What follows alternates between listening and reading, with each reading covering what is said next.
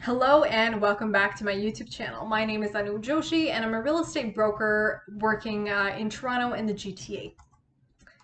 For those of you that are new here, welcome. For those of you that aren't, welcome back. As you may or may not know, this video is number 3 in a 4-part series that I'm doing that talks about and attempts to explain the housing policy of and the housing platform of the various parties that we have running in the Ontario election. So I'm going to be covering the housing platforms for the 4 major parties in Ontario. This is video number 3, and today we're going to be talking about the Ontario NDP.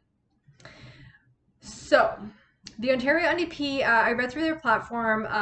Again, it's not a fully laid out plan or anything, but the key elements of that plan are covered on their platform, and I'm going to be sharing the ones that relate to housing specifically. So number 1 is that they're going to end exclusionary zoning, increasing the supply of housing options that are affordable in complete communities where people want to live while holding the line on costly sprawl. So I talked about ending exclusionary zoning also in my previous video, which was part of the Liberal campaign as well. And so what the NDPs are saying is that they're also going to end exclusionary zoning. Exclusionary zoning basically means is that if in a city, a particular street is zoned to have only detached homes on it, you cannot build anything else. And it is very difficult with the amount of time it takes to get zoning changed for a property. It's very difficult. It's very time consuming, very expensive to do that. So we consider that it's impossible. And so exclusionary zoning means if that area is zoned for detached homes only, you can only build detached homes there. You cannot, build, in some cases, you can't build a basement apartment. In some cases, you can't build a laneway suite, right? So all of these things sort of come into it. The push for more homes, increased supply of homes also has to do with more of the right kind of homes. And we go back to that discussion of the missing middle, right? Families can't afford giant $3 million mansions, right? $2 million mansions. They can't afford them. But they also can't live, a family with children, they can't live in like a little 400 square feet condo. And so that middle range that are, spacious homes where people can raise families, stay in the communities that they live in, be, within a certain community, that is sort of what missing middle talks about. And so this plan to end exclusionary zoning says that if it's zoned to be if it's zoned for detached homes only, they're going to update the zoning rules to make it as of right so that more affordable missing middle housing like duplexes, triplexes, and townhomes can come into these areas, right? These areas are usually very well established. They've got transit, they've got infrastructure, they've got schools, parks, all of that stuff nearby. And so why don't we make the most of it, right? We double down and increase density very gently, right? Nobody's making, 40 story towers beside a detached home, beside, grandma's home. But why can't we put in like 6 townhomes? Why can't we give 6 families a place to live that's more affordable than trying to buy a $2 million mansion, little tiny house, in downtown Toronto, right? So just giving more options that are affordable, which I think is great. The second thing that they said is that they're going to build 250,000 affordable homes. So this is higher in number from the target that the Liberal policy sets. They were doing 138,000 affordable homes. NDPs want to do 250,000 affordable homes. They said that they're going to establish a new public agency, Housing Ontario, to build affordable homes that are operated by public, nonprofit, and co-op agencies and not by greedy speculators. Pretty clear. The next thing that they want to do is to crack down on speculation, which I think is super important. Not all, but a lot of real estate is going up in the GTA because of speculation, right? So the NDP says that they're going to introduce an annual speculation tax and a vacancy tax on residential property. So as we know, both the Ontario PCs and the Ontario Liberals are in support of a vacancy tax. We know that Toronto's doing it. A number of other cities are looking into it as well. The NDPs are also saying that they would support a vacancy tax. Now, they're saying they're going to introduce an annual speculation tax. I don't know what that is. but I think that that's the same thing. Modeled off British Columbia's tax, it will apply to all speculators who own houses they don't live in. The rate will be 2% of the assessed value and will be phased in over 2 years. That's a little interesting because it says it will apply to all speculators who don't own houses that... Huh? It will apply to all speculators who own houses they don't live in. So if a person owns a house and lives in it, fine. Nor is it vacant and it's owner occupied, right? But if that person owns a house, you know, on the same street they own another house, but it's rented to tenants, why would they pay a vacancy tax? Maybe they have 2 kids. Maybe they wanted 2 houses on the same street, one that the family is living in and another one that's rented out, obviously, because they can't carry both of them themselves, right? And so they rented it out. And then the plan is to give one house to one child and the other house to the other child, and that's what the parents planned. So this part I don't really understand. I like the concept of a speculation tax, but who's going to discern what's speculation, what's not, right? Is an investor buying 20 units in a condo building, a new pre-construction condo building, is that speculation? Yes, most likely. But is a family buying 2 homes on the same street, living in one and renting out the other, is that speculation? I would argue that it's not, right? And maybe it is, but how do you prove it, right? So that's kind of weird. The vacancy tax, I get, very straightforward. They also said that they're going to maintain the non-resident speculation tax at 20% and close loopholes that allow wealthy investors off the hook. Vacancy tax and non-resident speculation tax has come into all discussions so far, so 3 out of 3 videos. I would really love to know, and if anyone knows, please tell me, comment below, what actually is the percentage of foreign ownership of homes in Ontario? Tell me that. As far as I know, it's under 5%, but I don't have a source and I would love to find that out. So I am going to do that. But as far as I know, again, like it's under 5%. Secondly, who are these wealthy investors that are investing?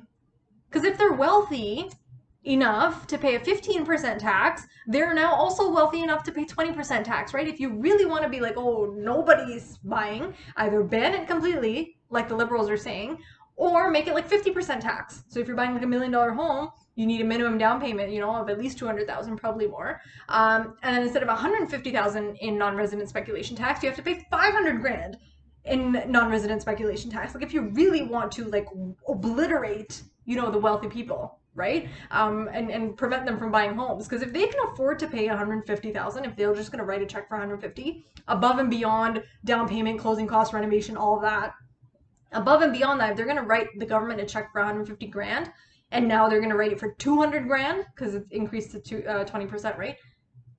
Like they can still do that, right? They can still do that. So the people that you were getting, I'll say it again, the people that you were getting with the 15% NRST, you're getting the same people with the 20% NRST, right?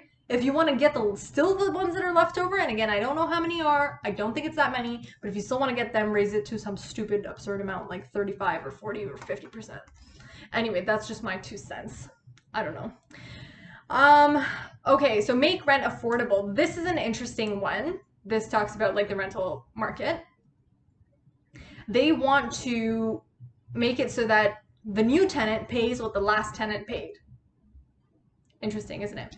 An NDP government will bring back real rent control for all apartments, eliminating the financial incentives for landlords to squeeze out tenants to raise the rent.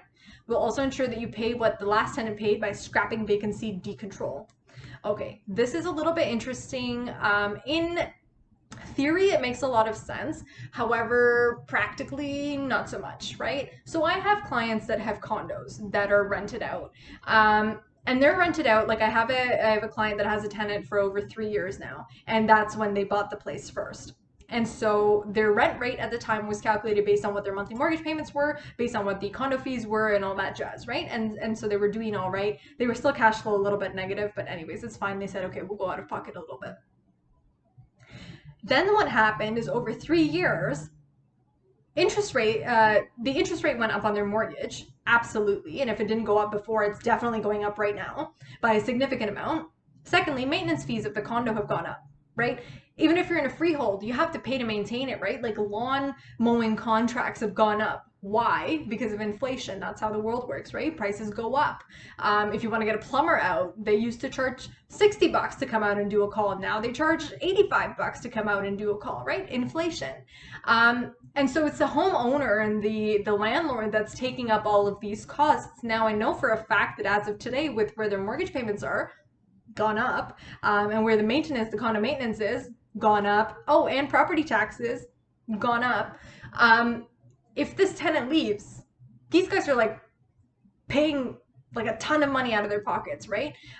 If these tenants leave, they're gonna have to raise the rent, right? They're not raising it on these guys, of course, because they've been there and they respect the graduated raise. For example, in Ontario in 2022, it was 1.2%.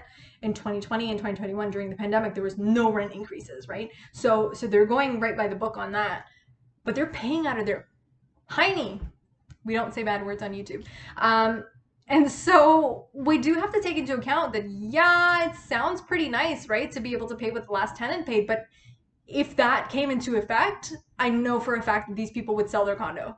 They don't want it anymore because they can't. You can't keep continuously paying out of pocket, right? It's too difficult. And so what that will do is it's going to take a ton of rental inventory, private rental inventory, right? I'm not talking about these big apartment buildings that are run by like one apartment, like rental corporation that are just purpose-built rentals. I'm not talking about that. I'm talking about the private units, right? The mom and pop landlords, the single landlords that have, they have their home that they live in and they have maybe one or two other properties max.